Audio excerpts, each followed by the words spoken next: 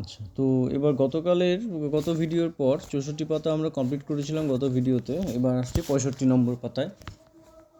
চেনা তবু অচেনা। স্যার বললেন, আমি একবার আসাম বেড়াতে যাচ্ছিলাম। হঠাৎ ট্রেন কী কারণে হাসিমারা স্টেশনে দাঁড়িয়ে পড়ল। শুনলাম ট্রেন আজ আর ছাড়বে না। গন্তব্য পাল্টে ট্রেন থেকে নেমে হাঁটতে শুরু করলাম। দূরে কালো পাহাড় আর ঘন জঙ্গল। একটু এগোতেই পেলাম চা বাগান। আগে কোনোদিন এ রাস্তায় আসিনি। কিছু দূর এগিয়েই দেখা হলো এক চা বাগানের শ্রমিকের সঙ্গে। তিনি আমাকে তাঁর বাড়ি নিয়ে গেলেন। তাঁদের ভাষা বুঝতে কষ্ট হচ্ছিল। কয়েক ঘন্টা পরেই আশেপাশে সবার সঙ্গে ভাব হলো। ওনার নাম নরেশ রাভা। বাড়ি থেকে একটু এগোলেই নাকি এক বিরাট নদী, তার পাড়ে ঘাসের জঙ্গল। সেখানে নাকি এক খড়গওয়ালা জন্তু থাকে। বুঝতে পারছো তো, খড়গওয়ালা জন্তু মানে কি? গন্ডার, এক শৃঙ্গ গন্ডার। পরের দিন ভোর ভোর বেরিয়ে পড়লাম বন আর নদী দেখতে। বনে ঢুকতেই দেখা মিলল এক দাঁতাল হাতির সঙ্গে। আচ্ছা, তাহলে বনে ঢুকতেই প্রথম কি পেলো? দাঁতাল হাতি, ইন্ডিয়ান এলিফ্যান্ট, তাই তো? তারপর হরিণ, বাইসন, আরও কত পাখি। কিন্তু যার জন্য আসা তার দেখা মিলল না। নরেশ বললেন, দূরে যে ঘাস জঙ্গল দেখছেন ওখানেই ওরা বেশি থাকে। অনেকক্ষণ টাওয়ারে অপেক্ষা করার পর হঠাৎ ঘাসের জঙ্গল নড়ে উঠল। তারপর বেরিয়ে এলো বাচ্চা নিয়ে ওই জন্তু। আরে, এ তো ছবিতে দেখা সেই গন্ডার। তবে আমি কোথায় এসেছি? নরেশ বলল, এই জঙ্গল হলো জলদাপাড়া। জঙ্গলের মধ্যে দিয়েই বইছে হলং নদী, আর জঙ্গলের আরেক দিকে আছে তোর্সা নদী। জঙ্গলের মধ্যে হলং নদী জলদাপাড়ার, আরেক দিকে আছে তোর্সা নদী। তিন চার দিন আমার জঙ্গলের পশু পাখি আর চা বাগান দেখে সময় কেটে গেল।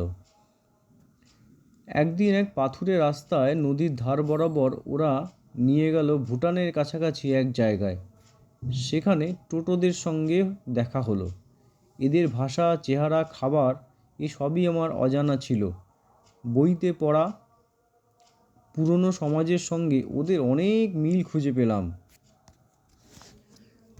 নরেশ বলল, আমাদের এখানে ঘুরলে আপনি এরকম বহু অজানা অচেনা মানুষের এবং জায়গার খোঁজ পাবেন। সন্ধ্যাবেলা হতেই নরেশদের পাড়ায় নাচ গানের অনুষ্ঠান। মেয়েদের জীবনের বিভিন্ন ঘটনা নিয়ে রাভা নৃত্য দেখালো। সেই নাচ যেমন বর্ণময় তেমনি দলগত। পাশের পাড়ায় গেলে আপনি মেচেদের মাছ ধরার নাচ দেখতে পাবেন। তো এই হলো 65 নম্বর পাতা। আমাদের এখানেই শেষ। আজকের ভিডিওটি ছোট্ট হবে। এখান থেকে কিছু প্রশ্ন হবে। হাসিমারা স্টেশনটি কোথায়? চেষ্টা করো, পরের দিন বলে দেবো। আর